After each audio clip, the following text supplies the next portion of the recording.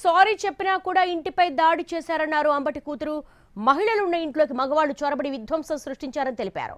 గతంలో చంద్రబాబు జగన్ ఉద్దేశించి తప్పుడు వ్యాఖ్యలు చేశారని గుర్తు చేశారు అంబటి కూతురు.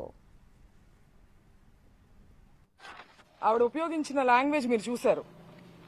రెచ్చగొట్టి కావాలని ఎటువంటి పదజాలాన్ని ఇవాళ వాళ్ళు ఖండిస్తున్నారో అటువంటి పదజాలాన్ని ముందుగా ప్రథమంగా ఆయన మీద ప్రయోగించి ఆయన్ని రెచ్చగొట్టే ప్రయత్నం చేశారు.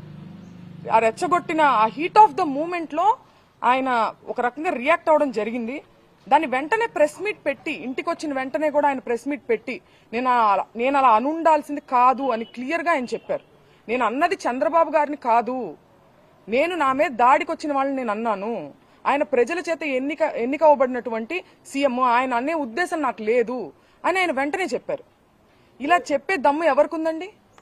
ఇంతకు ముందు చంద్రబాబు నాయుడు గారు నేను రాజకీయాలు మాట్లాడాలని కాదు, నేను ప్రత్యక్ష రాజకీయాల్లో లేను, ఈ సందర్భంలో అది ప్రస్తావించాల్సిన అవసరం ఉంది, దానికి ఒక ప్రాముఖ్యత ఉంది. చంద్రబాబు గారు ఒక పబ్లిక్ మీటింగ్ లో మాట్లాడుతూ జగన్ గారిని ఉద్దేశించి ఆయన ఒక మాట అనడం జరిగింది, నీ పుట్టుకే తప్పుడు పుట్టుక అని. ఇది హీట్ ఆఫ్ ద మూమెంట్ లో అన్న మాట కాదండి, చాలా ప్రిపేర్డ్ గా ఒక పబ్లిక్ మీటింగ్ లో ఆయన దీన్ని మాట్లాడారు.